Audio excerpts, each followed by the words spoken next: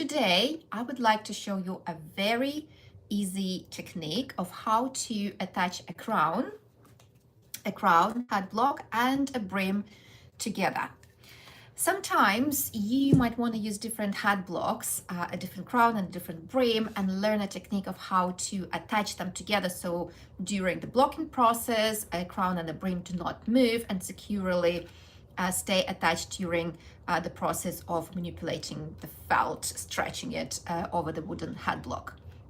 So depending where you get your hat blocks, sometimes you might order your hat blocks from professional hat block makers, and they already come as a set, and they have either these little things that help to put the crown on top and it's securely attached, or for another hat block, here have another example how this is from Easy Hat Blocks, and this hat block is attached together by you have a set of screws and a screwdriver that comes together with the hat blocks, and as you can see there's some holes right here on the brim and on the crown, and with the help of the screws you attach the crown and the brim together and you got very good to go. The crown and the brim are securely attached and it's just perfect. But sometimes I have hat blocks bought on different platforms. For example, this one came as a set. This is a brim and a crown of a beautiful fedora crown and a trilby brim.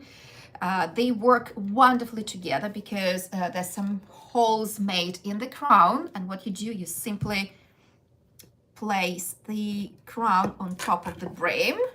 It requires a little bit of manipulation, booms, and you can see that the crown and brim are perfectly attached, and now what you can do is just start blocking a hat without worrying that the crown might fall off the brim during the stretching of the material process.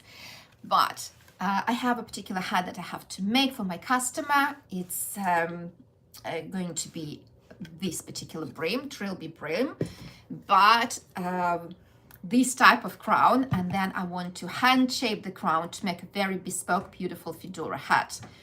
But the trouble is that this hat block and this hat block, they don't really work together because this hat block does not have the holes that the brim requires in order to place the crown on top. And I also cannot get rid of those metal things because they're really nicely attached into the hat block. So I was thinking of maybe using a metal something to get rid of those, but I couldn't take them out, so I failed with that. So another idea that I had is, okay, well, I'm gonna drill the holes in this crown. Well, honestly, this is not for everybody, and if you don't know how to use this, just ask someone to help you, or just try to find different alternative solution. This is not really millinery related. It's my personal choice, and it did the trick. So I made 2 holes, 1 and 2, which I'm really proud of personally. And so what I'm going to do, I'm going to place the crown on top of the brim, 1 and 2, actually other way around.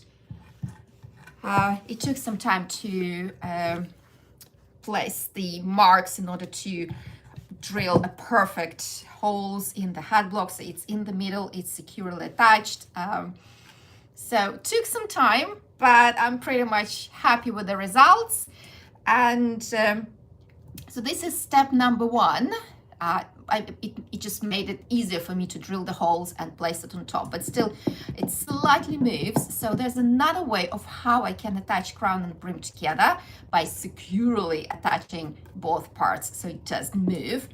And because I also made the holes inside a little bit bigger than needed, the hat block moves a little bit, so that might affect the perfect position of the block of the crown on the brim. And before I move on into showing you how to do that, I want to say hello to everyone who's joining me. It's so lovely to see you today. And hello, James. Greetings from Saudi Arabia. Hello, MSV Ziggy, I love millinery. Well, we have this in common. Thank you so much, everyone, for your comments. So happy to hear from you. And I do hope you like this video and it will be helpful and useful for whatever hats you're planning to make in the future, because this is very useful technique. So, first of all, before I jump into showing the actual technique, we will need to cover the hat blocks with cling film. Why cling film? Well, because cling film is very convenient, easy to use material. You can also use bags, cellophane bags, no print, just clear bags. You can reuse them as well. You can wash them and use them again for your hat blocks. What it does, first of all, it helps to protect the wood from moisture, from stiffener of the material, of the felt or straw, whatever you're using. And also what it does, it helps to remove the material easier from the hat block, because otherwise the straw or felt will stick to the wood and that's it. And all the effort of making beautiful, fantastic hat is basically ruined because, you know, it stick to the hat block. So I'm going to wrap both crown and brim separately, making sure that I create very neat and accurate, I put very neat and accurate layer of cling film covering all sides and all parts of wood. The only downside of the cling film is that you can't really reuse it, but it just is really, really, really easy to use. And all right, so this is the crown. The crown is ready. And make sure that you don't have a lot of cling film underneath, so it doesn't create additional space that might affect the perfect connection of the crown and the brim. And now I have to secure the brim with cling film, and it goes all the way around. And because I have these, what it's called, dips, I have to make sure that I don't overstretch, because the fabric should go right into these dips, and so that I keep those areas loose. And wrapping one side. And all of that I have to do before the next step, because otherwise it's going to be very challenging to work. You'll understand why once I start showing the next steps. And see, I'm just leaving loose area right here where the dips are. And right, perfect. So the hat blocks are ready. Make sure that you cover the entire area. And now I'm going to attach crown and the brim. Hopefully the right side. So the metal, what do you call them? The metal things go inside those holes that I drilled. Okay. Yes, perfect. So here we have prepared crown and the brim. And now the most important part that I wanted to actually share. It just, you know, there was quite a few steps before that. And what we're going to need, we're going to use a sellotape. Any sellotape will do. I like a thick one because they are covering more area. And the ruler. Ideally, I would say metal ruler is the best, but any flat ruler will do. And the scissors. So what I do next, I just need small stripes of sellotape. Just need to find the edge, honestly, all the time. Every time I fail to find the edge. All right, and just use short stripes of sellotape, and it's breaking. Yeah. Sometimes it's not very comfortable, but what can you do? right? Okay, so let me show you the next step. So we have this stripe of sellotape. And what I want to do in order to secure the crown on the brim, first of all, you make sure that you positioned it the way you're really happy with. And now what I'm going to do is I will attach a crown and a brim together in order to create a perfect 90-degree angle right here. So what I do, I place this metal, the sellotape, and I'm holding my hand underneath so it doesn't get attached to the cling film too soon. And what I do, I basically placing the sellotape, pressing it down, making sure that it's perfectly attached. And if there are any curves on the edges, I simply cut it, because we need perfect 90-degree angle. See, something like that. And that's basically all I do. I cover all this area with cling film and pressing it down. There, here's a little bit of a curve.